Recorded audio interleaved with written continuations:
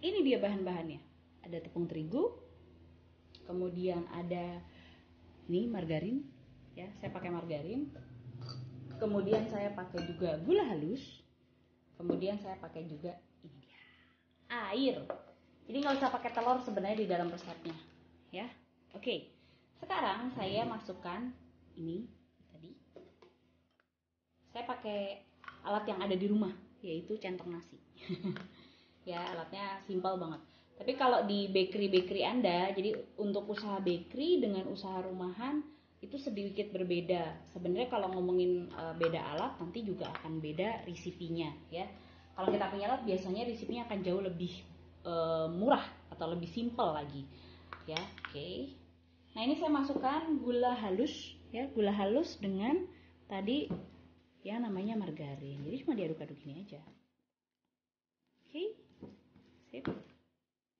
Cuma gini-gini aja. Ya. Dan resep ini, komposisi ini sudah saya trial beberapa kali. Jadi resep yang saya berikan ini bisa juga digunakan untuk resep yang di oven.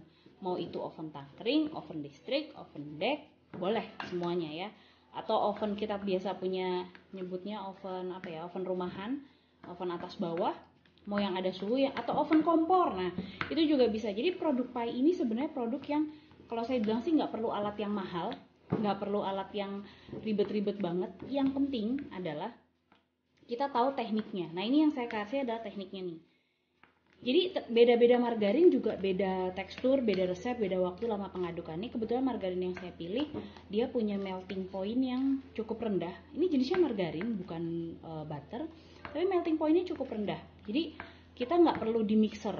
Nah, kalau memang kita bikinnya banyak banget nih, tiba-tiba ya kita dapat pesanan banyak, boleh kok. Kalau untuk kita bikin 1 kilo tepung, perbandingannya semua dari tepung ya. Untuk 1 kilo tepung itu boleh banget kita gunakan mixer. Dan pengadukannya biasanya saya lakukan sih maksimum itu di 1 menit dengan speed rendah atau di 30 detik dengan speed tinggi, ya. Nah, cukup sampai seperti ini aja. Tuh. Teksturnya. Yang penting dia udah lembek. Udah lembek tapi nggak kelembekan. Kemudian ini saya masukkan. Sip. Ya kan simple banget. Nah, diusahakan nggak perlu sih diulem pakai tangan ya, pakai gini nggak usah. Cukup gini aja. Tuh. Jadi kalau nenek saya dulu bikin nastar atau kastengel tuh suka melakukan ini. Oke. Oh ya, saya bocorin sedikit ya. Jadi resep ini bisa juga dibikin buat kue kering. Tapi seperti apa caranya nanti di video berikutnya. Tapi yang jelas resep ini bisa dibikin kue kering. Nah, kalau sudah seperti ini, ya kan? Jadi ini namanya wrap in method. Ya, jadi kalau di pie itu nanti ada teknik-teknik buat bikin pie. Nanti saya kasih di materi yang berbeda. Seperti ini teksturnya, baru kita tambahkan air. Oke, kita tambahkan air, kita aduk rata lagi. Oke. Nah, kalau nggak banyak kena tangan gini, itu adonannya nggak akan keras. Oke. Jadi ini kita aduk-aduk terus sampai nih yang di samping-samping ini hilang. Apa sih yang di samping-samping tepung-tepung ini tuh hilang. Jadi kalau tepung-tepungnya sudah hilang, kita tinggal bentuk. Oke. Nah, yang unik adalah kalau kita bikin pakai loyang teflon, bukan loyang teflon, pakai penggorengan teflon tadi, pakai wajan anti lengket. Kalau bisa adonannya itu tidak boleh margarinnya kurang. Jadi komposisi margarinnya dengan tepungnya tuh harus pas. Karena kenapa? Kalau tidak pas, nantinya dia akan keras dan kita seperti makan tepung terigu. Gitu. Oke. Seperti ini. Sudah deh jadi. Tuh. Kan itu belum nyampur, chef. Gimana dong kalau belum nyampur? Oke, nggak apa-apa. Kalau sudah seperti ini boleh menggunakan tangan. Tapi menggunakan tangannya pun ya, itu jangan diremes-remes banget, nggak. Cukup ditekan sedikit. Nah, nekannya pakai ini ya, 1, 2, 3, 4. Ditekan seperti ini, ditekan lagi, oke, ya. Ini bahasanya kalau kita bilang biasanya diulen ya. Nah, diulen boleh, tapi juga jangan digini nih. Ini nggak boleh. Lakukan proses ini tuh nggak boleh. Cukup ditekan-tekan gini. Oke, sudah jadi. Terus cara ngitungnya gimana nih satu loyang ini? Saya udah siapin nih loyang teflonnya saya. segini berapa gram ya kira-kira ya. Oke, kalau ngomongin berapa gram nanti saya coba timbang ya. Tapi yang jelas kalau ngomongin berapa gram ya, ya mau tebel boleh, mau tipis juga boleh. Oke, ini hasilnya. Oh ya, adonan ini bisa didiamkan dulu selama 5-10 menit kalau mau, tapi kalau mau langsung diaplikasikan boleh. Yang jelas adonan ini nggak boleh kebanyakan diremes-remes, karena apa? Nanti dia bakal kempes. Oke? Nah, ini dia, saya siapkan timbangan. Saya timbang ya adonan beratnya berapa. 356 gram. Ya, jadi satu resep yang saya buat itu 360 gram. Ini kalau buat loyang pai yang ukuran 30 ini segitu. Jadi satu resep saya untuk ukuran 30. Tapi kalau ini kan enggak, ini kayaknya ukuran 20-an ya. Oke. Terus gimana cara ngitungnya? Oke, sekarang saya ambil dulu adonannya di 250. Oke. Sip. Terus pas. Oke.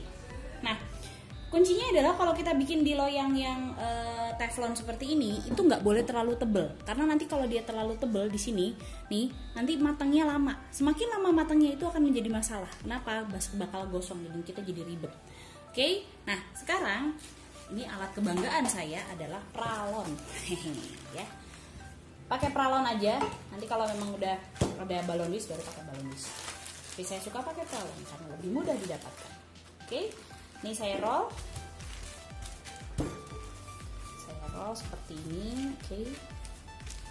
Nah, adonan ini ya para baking lover, kalau memang di rumah tiba-tiba kita lagi bikin nih kondisinya, terus ada tamu lah, kemudian ada arisan mendadak dan kita lupa, adonan ini bisa disimpan di freezer ya, di freezer. Kalau mau di kulkas biasa, chiller, bawahnya freezer itu boleh. Cuman kan kita nggak tahu nih perginya bakal berapa lama ya.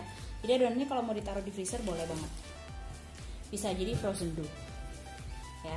Nah, materi frozen dough nanti kita cek videonya. Oke. Saya coba ukur dulu. Oke, masih kurang lebar. Tebelnya berapa sih? Tebelnya nggak ada setengah senti, di bawah setengah senti. Oke. Kenapa harus segitu? Balik lagi saya bilang, semakin tebal kulitnya itu nanti dia akan semakin lama buat mateng. Oke, tapi juga nggak tipis banget nggak, sekitar 1/4 senti. Nah loh, 1/4 senti. Oke, seperti ini. Kita coba ukur dulu. Yep, kelihatan kan? Ada lebihnya sedikit. Oke, sekarang kita coba balik ke sini.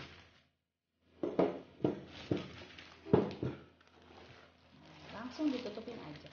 Oh iya, pas ngambil tadi nggak usah pelan-pelan, kencang aja nggak apa-apa kok. Oke, seperti ini. Nah, ini kita ratakan dulu. Oke, seperti ini. Yep. Semua. Oke. Nah. Oke. Oke. Yep, seperti ini. Nah, kita kan di rumah pasti punya garpu dong. Punya garpu, punya sendok, dan sejenisnya.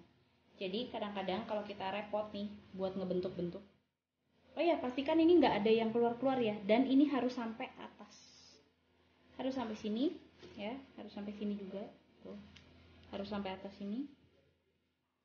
Oke, nah terus cara bikin motifnya gimana? Pertama-tama ini kita potong dulu. Nih kita ambil potongan ini dulu, ya kita nggak pakai.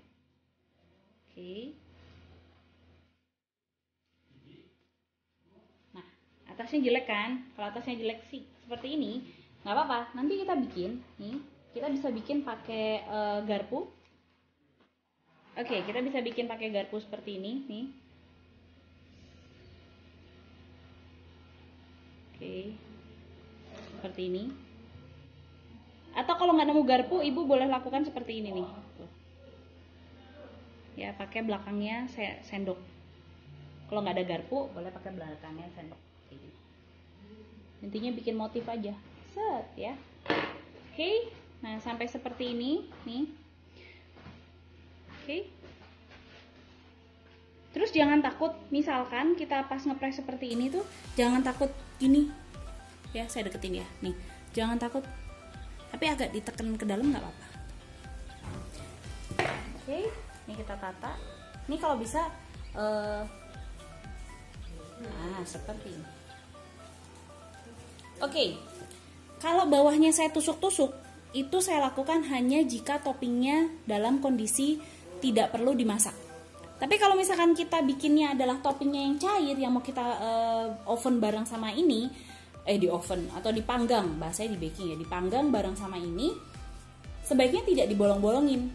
Kenapa? Kalau nanti dibolong-bolongin, resikonya adalah dia bocor dan dia nempel ke bawah, itu lebih sulit. Jadi biarkan dia seperti ini, dan lihat sendiri ya tipisnya ini, tuh tidak terlalu tebal, ini cuma 1/4 cm. Kelihatan ya? Tuh. Oke. Wah, seru juga ya. Oke, dah, next. Ini sudah jadi, sekarang saya sisihkan dulu. Hai baking lover, inilah hasilnya. Tada, sudah jadi.